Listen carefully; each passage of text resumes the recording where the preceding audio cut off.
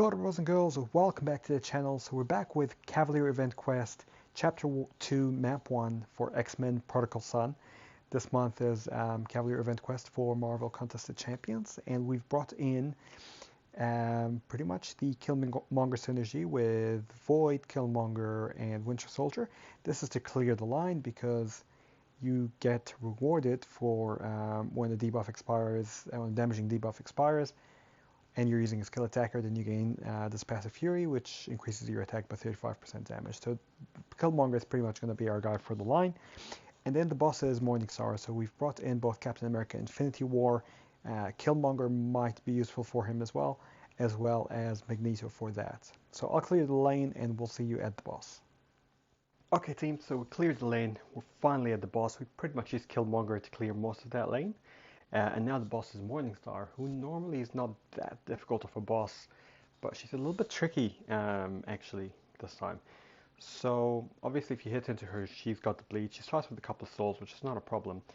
But this combination here, where her special attacks, if they hit you, drain up all your power and languor, which means if you ever hit 0 power, so if you ever get hit by special attack, basically, then you suffer 240% of the champion's attack as direct damage. At this level, this basically means that this is an instant KO. Now her SP1 is unblockable, but it's not too bad to evade. The SP2 can be hit and miss depending how good you are at evading it. But to make things even trickier, every time you dex, she's going to nullify that and gain 50% of her bar power. And also every 9 seconds, she goes unstoppable for 3 seconds. So it's kind of a little bit of an annoying fight, to be honest. I brought in Captain America for her, but I've also brought in Magneto and Killmonger. So let's try with Captain America. The thing is, this is going to be a really long, annoying, boring fight if you want to do it without units. And the main thing here is, the reason I bring Captain America is because, one, we have like perfect block, so we can just parry her all day long. Two, we don't have to worry about her unstoppable. And three, with a skill opponent, we have a 40% chance to shrug off a debuff.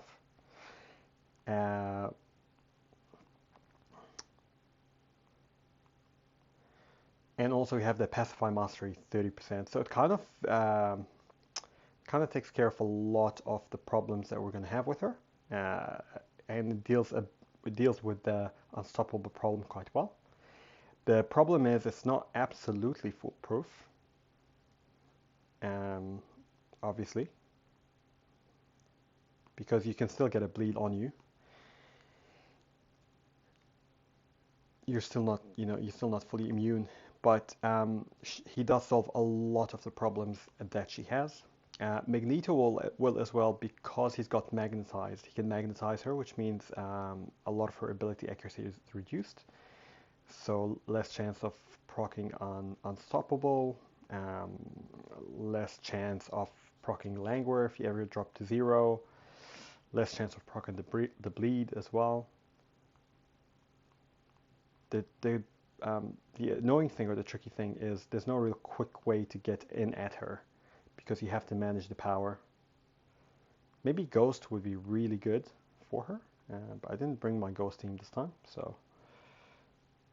But you can see here, this is working okay. It's not ideal, but it's working okay. I mean, we're down to half-life now.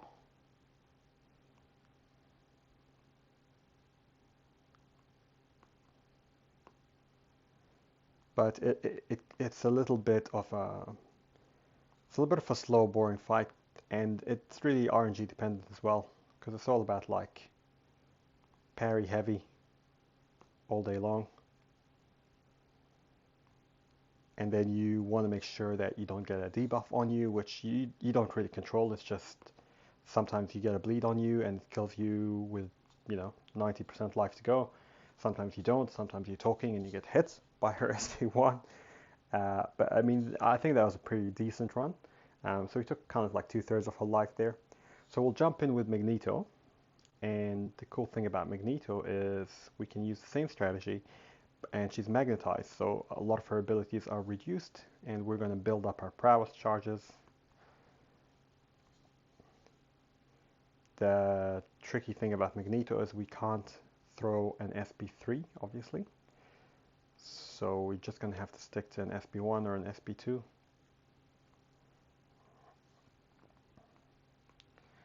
And we have that 5, well, if your Magneto is awakened, you have that 5% protection. Oh, we just missed it, didn't we? Just missed our bracket to throw the prowess specials. Okay, cool, we've got it now. That kind of works, but now I have to be, oh yeah, that's perfect. Now we just had to be tricky with evading the SB1, which we managed to do just fine. Now this is a 6-star Magneto, but he's not awakened, so you don't really need, you know, you don't need him to have, don't need to have him R5 maxed out. I mean, just an R4 probably will do. This guy is basically like the same power as a rank 4, I guess, 5-star rank 4. Just got to make sure that you don't get hit, and you just got to hope that you don't get bleeds on you, which so far she really hasn't been proccing bleeds on me. And you got to make sure as well that you don't throw an SB3, because an SB3 will take you down to 0 power, just like if she hits you with a special and drains your power. Okay, let's get to 26. Ooh, see, even then, the Languor didn't actually, I mean, she hit me. I didn't lose 5% of my life, which is part of Magneto's ability. But also, even when I got to Languor, it didn't proc that time. It didn't proc the fact that I take 240% damage. And this is part of the benefit of having Magneto's kind of kit, if you like, of this whole prowess and the whole magnetized and reduced ability accuracy. So if you're struggling with her, because she can be a bit annoying, man, then this is the way to go. I hope that this has helped you out, giving you kind of a couple of options on how to deal with her. And yeah, I guess I'll see you in the next one, boys and girls. Ka kite ano.